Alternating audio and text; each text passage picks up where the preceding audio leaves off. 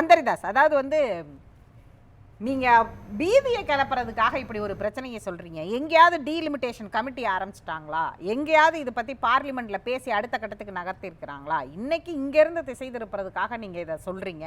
Delimitation committee ஆரம்பிக்கிறதுக்கு ஒரு பெரிய புரோட்டோகாலே இருக்கு. அவ்வளவு புரோட்டோகாலே ராமசாமி சொன்னார். அந்த புரோட்டோகாலுக்கு அப்புறம் அதுல எதையாவது விட்டுருந்தா, அதுல வந்து இங்க நாடாளுமன்ற உறுப்பினர்கள் தமிழ்நாட்டில் முழுவதும் திமுக கூட்டணியில தான் திமுகவும் தான் இருக்கிறீங்க. நீங்க தான் அதுல இடம்பெற போறீங்க. சட்டமன்ற உறுப்பினர்கள் 3 பேரும் நீங்க தான் இடம்பெற போறீங்க. அப்படி இருக்கும்போது ஏன் நீங்க இப்படி ஒரு அச்சத்தை ஏற்படுத்தணும்னு கேட்கிறார். அதாவது ஷேக்ஸ்பியருடைய வரிகளை நம்முடைய பிரதமர் கேட்டார்கள் கொஞ்சம் மாற்றி சொல்ல வேண்டும் என்று சொன்னால், there is a scheme even in his madness என்று சொல்வார்கள். 2023 மே மாதம் 28ஆம் தேதி temple of democracy, matter simple of respiration அப்படியெல்லாம் பில்டப் கொடுத்து ஒரு புதிய நாடாளுமன்ற கட்டிடத்தை ஜனாதிபதியை கூட கூப்பிடாமல் வந்து திறந்து வைத்தார்கள். 845 சீட் இருக்கைகள் அங்கே இருந்தது. அப்பொழுது கூட யாரும் சந்தேகப்படலை. ஆனால் 2023 அக்டோபர் 6ஆம் தேதி தெலுங்கானாவில் இருக்கிற நிஜாமாபாத்திலே ஒரு பேரணியில் கலந்து கொண்டிருக்கும் பொழுது மரியாதைக்குரிய பிரதமர் அவர்கள் சொன்ன வார்த்தைகள் அவர் கொஞ்சம் நாள் ரெக்கார்ட் பண்ணி வச்சுக்கிட்டோம். Delimitation based on population would lead to drastic fall in southern states என்கின்ற வார்த்தைகளை அவர் சொல்லியிருக்கிறார். அதிலிருந்து தான் இந்த திரியை அவர் தான் பற்ற வைத்திருக்கிறார். யார் சொன்னாங்க கேட்டாங்களா? சார் தான் சொன்னார், வேற யாரும் சொல்லலை. இப்போ சொன்னாங்க ஃபெர்டிலைட்டி இது, அதாவது 1970 பொழுதுகளிலே குடும்ப கட்டுப்பாடு திட்டம் தொடங்கிவிட்டது. தொடங்கும் பொழுது அதை செம்மையாக நடைமுறைப்படுத்திய மாநிலங்களிலே தென் மாநிலங்களிலே சிறப்பாக குறிப்பாக தமிழ்நாடு. ஃபெர்டிலிட்டி ரேட் வந்து தமிழ்நாட்டில் அப்போ வந்து 1.4 தான் இருந்தது. பீகாரில் வந்து 3% இருந்தது, 2 மடங்கு இருந்தது. அந்த நிலைமையில் தான் இருந்தது.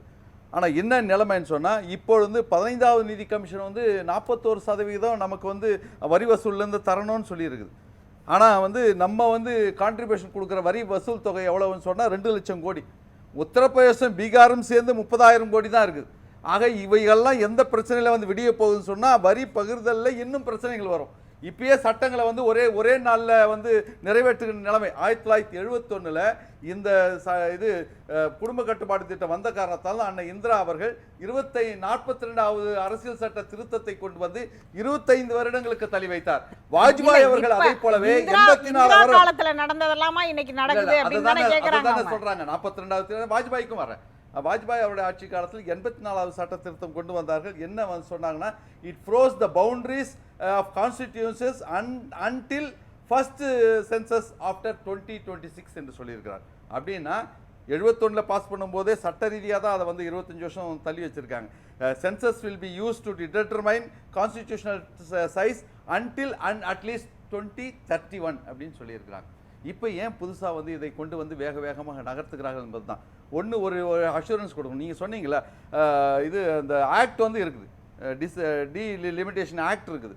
எப்பொழுது சென்சஸ் வந்து 2 வருஷத்தில் முடிஞ்சிடும். இப்போ தொடங்கினாங்கன்னா, இப்போ ஹவுஸ் சர்வே வந்து நடக்கிறதா டெல்லியில் ஆரம்பிச்சிருக்குதா சொல்கிறாங்க. அது மிஞ்சி போச்சா 2 வருஷம். 2 வருஷம்னா 26 கடைசிலேயே வந்து சென்சஸ் முடிகிறதுக்கு வாய்ப்பு இருக்குது. அதுக்கப்புறம் வந்து டீலிமிட்டேஷன் கமிட்டி போடுவாங்க. அந்த கமிட்டி ஒன்ஸு தொடங்கி விட்டு அது வந்து சென்சஸ் அடிப்படையிலே தான் என்று சொல்லிவிட்டால் நிச்சயமாக எந்த நீதிமன்றமும் அதுக்கு தடை போட முடியாது. எந்த சட்டமன்றமும் எந்த நாடாளுமன்றமும் தடை போட முடியாது. அப்படி சொல்றீங்க, அப்படியெல்லாம் ஒன்றும் கிடையாது அப்படின்றாரு. அந்த டீலிமிட்டேஷன் கமிட்டில எதிர்க்கட்சிகளும் அங்கம் தானே. எதிர்க்கட்சிகள் இருக்கும்போது எப்படி அப்படி தன்னிச்சையாக அவங்க செஞ்சிட முடியும்னு கேட்கிறாரு. இந்த அளவுக்கு பாராளுமன்ற உறுப்பினர்கள் இருக்கும் பொழுதே யாருக்கும் எந்த மெட்டீரியல் தராம செப்டம்பர் 20ஆம் தேதி 2020 கொரோனாவுக்கு காரணம் காட்டி வேகமாக 3 வேளாண்மை சட்டம் சொல்லிட்டு சந்தடி சாக்கில் கந்தக பொடின்னு சொல்லிட்டு 3வது நாள் 29 தொழிலாளர் நல சட்டங்களை அந்த தொழிலாளர் துறை அமைச்சர் சொல்றார் சந்தோஷ் கங்குவார் 44 நொடியில் அந்த 29 சட்டங்களை திருத்தினார்கள். திருத்தி விட்டு சொல்றாரு, நாங்கள் வந்து ட்ரேட் யூனியன்ஸ் கிட்ட 233 பரிந்துரைகளை கொடுத்தாங்க, 74% பரிந்துரைகளை நிறைவேற்றிட்டோன்னு சொல்றாங்க. நான் ட்ரேட் யூனியன்ல அன்றாட அந்த ஆக்டிவிட்டீஸ்ல இருக்கிறவன், எந்த மத்திய தொழிற்சங்கத்தையும் அவர் கூப்பிட்டு அணுகவில்லை. இந்த நிலைமையிலே தான் இருக்கிறது. 140 பேரை பாராளுமன்றத்துக்கு பாதுகாப்பு இல்லைன்னு சொன்ன காரணத்துக்காக 146 பேரை வெளியேற்றி விட்டு அந்த குளிர்கால கூட்டத்தொடரிலே டிசம்பரிலே மாத்திரம் 18 மசோதாக்களை சட்டமாக்கினார்கள் சொன்னால், இப்பொழுதே இந்த நிலைமையில இருக்குது சொன்னா எங்க தமிழ்நாட்டுக்கு என்ன சொன்னாரு, டீலிமிட்டேஷன் அப்படி பண்ண முடியாது. டீலிமிட்டேஷனுக்கு ஒரு புரோட்டோகால் இருக்கு, அதற்குன்னு ஒரு கமிட்டி அமைப்பாங்க, அதெல்லாம் ஒரு ப்ரொசீஜருக்குமே ஒரு டேர்ம் இருக்கு, அந்த டேர்ம் படி தான் நடக்கும் அப்படின்னாருல. இல்லை, எந்த டேர்ம் படி நடக்காது. ஒரு டேர்ம் நல்லா நடக்குது, மிரட்டுற அரசியல் நல்லா நடக்குது. 2023 ஆகஸ்ட் மாதம் வந்து 4ஆம் தேதி மரியாதைக்குரிய என்சிபியினுடைய நாடாளுமன்ற உறுப்பினர் கிளைடோ கிராஸ்டோ பேசிட்டு இருக்கும் பொழுது அந்த துணை இணை அமைச்சராக இருக்கின்ற மீனாட்சி லெகி அவர் குறிப்பிட்டு சொல்றாரு, கீப் குவைட் ஆர் அதர்வைஸ் இடி will come to your home அப்படின்னு சொல்லிட்டு மிரட்டுகிறார். இப்பொழுதே இந்த மிரட்டல் அரசியல் என்று சொன்னால் இவங்க சொல்றாங்கல்ல, தமிழ்நாட்டுக்கு 39 நாடாளுமன்ற உறுப்பினர்கள் வந்து குறையாதுன்னு சொல்றாங்கல்ல, உத்தரப்பிரதேசத்துக்கு ஒரு நாடாளுமன்ற உறுப்பினர் கூட அதிகமாகாது என்று சொல்வதற்கு அவர்கள் தயாரா? இதிலே தான் எங்களுடைய டவுட், இதிலே தான் நாங்கள் சந்தேகிக்கிறோம். இது வந்து ஒரு பாட்டாளி மக்கள் கட்சியினுடைய அங்க இருக்கக்கூடிய மக்கள் தொகைக்கு இப்பவே வந்து ஒரு மக்கள் பிரதிநிதியால இவ்வளவு வந்து சட்டமன்ற தொகுதிகளை எல்லாத்தையும் உள்ளடக்கி இப்ப தமிழ்நாட்டுக்கு எடுத்த 6 சட்டமன்ற தொகுதிகளுக்கு உள்ளடக்கி வருது ஒரு நாடாளுமன்ற தொகுதி. அப்படியே இங்க முடியல, நமக்கு 7.18 இப்படின்னா அங்கெல்லாம் 14% அப்படிங்கிற இடத்துல ஃப்ரீஸ் பண்ணி வச்சிருக்கிறாங்க. அதுக்கே அவ்வளவு கஷ்டமா இருக்கும் பொழுது இதை எப்படி வந்து இப்ப இருக்கக்கூடிய சூழ்நிலையில தொடர்றதுங்கிறது எல்லாருக்கும் மக்கள் சேவை போய் சேரும் அப்படின்னு கேட்டாரு. அதாவது சொல்லுவாங்க, democracy is not about majority, it is to protect the minorities அப்படின்னு சொல்லுவாங்க. இப்பொழுது தமிழ்நாட்டை பொறுத்தவரை இவர்கள் இந்த நிலைமையிலே போனால் நாம் தான் மைனாரிட்டி ஆகுகின்ற ஒரு சூழ்நிலை வந்திருக்கிறது. அதனால் வந்து ஒரு அச்சம் என்பது வந்து எல்லோருக்கும் வந்திருக்கிறது. டீலிமிட்டேஷன் ஆக்டே வந்து இம்பேலன்ஸாக இருக்கிறது. டீலிமிட்டேஷன் கமிட்டி இவர்கள் தலைமையில் வந்தால் என்ன நடக்கும்ன்றது எல்லாருக்கும் தெரியும். ஆக அந்த நிலைமையில் இதை வந்து யார் நம்ப தயாராகலை. 96லேருந்து 2016 திமுக தானே ஆட்சியில் இருந்ததுன்னு சொல்லிட்டு மரியாதைக்குரிய ராமசாமி அவர்கள் கேட்டார்கள். அப்பொழுது வந்து சென்சஸ் ப்ராப்ளமோ இந்த மக்கள் தொகை கணக்கெடுப்போ ஒரு பிரச்சனையாக வரவில்லை. இப்போது பிரச்சனையாக வரும்போதுதான் அது வருது. 25 வருடங்களுக்கு ஏன் தள்ளி வைத்தார்கள் சொன்னா, அதுல வந்து தமிழ்நாடு பங்கப்பட்டு விடக்கூடாது. 30 கோடி முகமுடையால் இனி உயிர் ஒன்றுடையால் இவள் செப்புமொழி 18 தமிழ்நாட்டுக்கு இதனால எப்படி பாதிப்பு ஏற்படும் அப்படின்னு நினைக்கிறீங்க? தமிழ்நாட்டுக்கு அவங்க சொல்ற மாதிரி 39 தொகுதிகளே இருக்கட்டும். ஆனால் உத்தரப்பிரதேசத்துக்கு அந்த 80 தொகுதியிலிருந்து 120 தொகுதியோ 110 தொகுதியோ சொன்னால் தமிழ்நாட்டுக்கு எங்களுடைய பேச்சு அங்கே எடுபடாது, எங்களுடைய குரல் அங்கே எடுபடாது. ஜனநாயகத்தினுடைய ஜனநாயகம் என்பதே right to discuss, right to debate, right to differ தான். எங்களுடைய கருத்துக்களை இப்பொழுதே சொல்ல முடியவில்லை. ஒரு அறிவிக்கப்படாத நெருக்கடி இப்பொழுது பாராளுமன்றத்தில் இருக்கிறது. அப்படி இருக்கும் பொழுது அவங்க சொன்னதை போல 848 சீட்டு இருக்குதுல, அதெல்லாம் பில்லப் பண்ணிட்டாங்கன்னா தமிழ்நாட்டிற்கு என்று ஒரு பிரதிநிதித்துவமே இருப்பதற்கான வாய்ப்பே இல்லாமல் போய்விடும். ஆகவே இது எங்களுடைய உரிமை. பிரதிநிதித்துவமே எப்படி இல்லாம இருக்க முடியும்? இந்த பிரதிநிதித்தை வைத்துக்கொண்டே 40 சட்டமன்ற நாடாளுமன்ற உறுப்பினர்களை வைத்துக்கொண்டே இன்றைக்கு ஜனநாயகத்தினுடைய குரல் வலையை நசுக்குகிறார்கள். ஆக அந்த அடிப்படையில் சொன்னா இன்னும் 845 சொன்னா எங்களுக்கு வந்து மியாகர் பர்சன்டேஜ் கடலில் ஒரு நீர் துளி, ஒரு சிறு துளி பாரி ஆகிவிடுவோம். ஆகவே முதலமைச்சருடைய அச்சம் 100% சரி. அதைத்தான் இன்றைக்கு சதர்ன் ஸ்டேட் சீஃப் மினிஸ்டர்லாம் அதை ஆமோதிக்கிறார்கள். அடுத்து ஹைதராபாத்தில் நடக்க போது பிரைம் மினிஸ்டருடைய வந்து முதலமைச்சருடைய தலைமையில் இன்றைக்கு நாடாளுமன்ற உறுப்பினர்களாம் சந்திக்க இருக்கிறார்கள். ஆகவே இது ஒரு மிகப்பெரிய ஜனநாயகத்தை கேள்விக்குறியாக்குகின்ற பிரச்சனை காரணத்தால் சரியான நேரத்திலே சரியான ஒரு அணுகுமுறையை நம்முடைய முதலமைச்சர் எடுத்ததற்காக நாங்கள் அவருக்கு நன்றி கூற கடமைப்பட்டிருக்கிறோம். ராமசாமி குறுக்கிட்டீங்க, சுருக்கமா.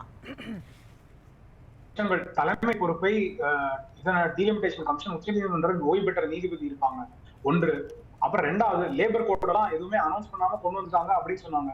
லேபர் கோட் வந்து டிராஃப்ட் லேபர் கோட் பப்ளிக் டாக்குமெண்டா அனௌன்ஸ் பண்ணப்பட்டது. 4 மாதங்களுக்கு பப்ளிக் இருந்து கூட அவங்க வாங்கினாங்க. யூனியன் ரெப்ரசன்டேட்டிவ் அதற்கான அப்ஜெக்ஷன்ஸ் பிளேஸ் பண்ணிருக்காங்க. இப்போ லேபர் கோட் என்ன வருது அப்படின்றலாம் தெரிஞ்சிருந்தது.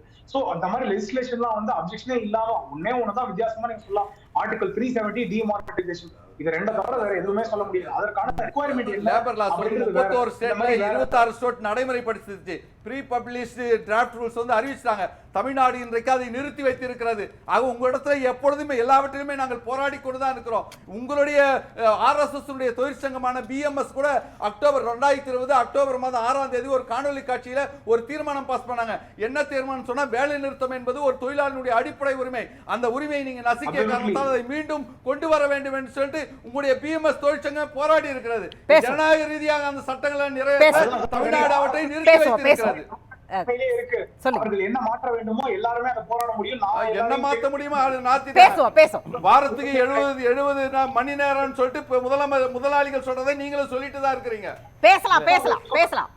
இதுல 2 விஷயங்களை நான் சொல்றேன். ஒண்ணு வந்து ஒரு தேர்தல் ஆதாயத்தின் அடிப்படையில் திசை திருப்புங்கிற ஒரு முயற்சி அப்படின்னு சொன்னா, 2026 நடக்க போகிறது இங்கே மாநிலத்துக்கான தேர்தல். இப்போ நம்ம என்ன ஒருவேளை அப்படி தேர்தல் ஆதாயம்னா அதிமுகவை தனிமைப்படுத்துகிற ஒரு ஸ்ட்ராட்டஜி தான் வந்து திமுகவுக்கு பலனை தரும். ஆனால் அதிமுகவையும் உள்ளடக்கி கொண்டு ஒரு தேசிய அளவிலான முயற்சி முன்னெடுக்கப்படுவதை இதை விட கொச்சையாக எப்படி புரிந்து கொள்ள முடியும் என்பது எனக்கு மிக வியப்பானது. இப்போ பாமகவும் அழைக்கப்படுகிறது, அதிமுகவும் அழைக்கப்படுகிறது. மார்ச் 5ஆம் தேதி அனைத்து கட்சி கூட்டம் நடக்குது. இன்னைக்கு வந்து மாண்புமிகு முதல்வர் வந்து சட்டப்பேரவையில் அதிமுகவினுடைய அடையாளப்படுத்தி அதுக்கு நன்றி சொல்றார். அப்போ பிரதான எதிர்க்கட்சியை தனிமைப்படுத்துவது என்கிற எந்த நோக்கமும் இல்லை என்கிற போது இந்த நோக்கம் மிக தூய்மையானது. இதை கொச்சையாக பேசுவதை விட ஒரு பரிதாபமான ஆர்குமெண்ட் எதுவுமே இருக்க முடியாது. நம்ம ரெண்டாவது உங்களோட பாட்டாளி மக்கள் கட்சி வந்து அவர் தான் சொன்னாரு, இங்கே குறையாதுன்னு சொல்றீங்களே, உத்தரப்பிரதேசல அதிகமாக்காதுன்னு நீங்க சொல்லலாம். அதுல அவங்களுக்குள்ள பேசிக் கொண்டிருக்கிறார்கள். ஆகவே சந்தேகம் வலுக்கிறது. ஆகவே இது அவசியமான கூட்டம் என்று அவர் கூட சொல்லி இருக்கிறார். பேசலாம்.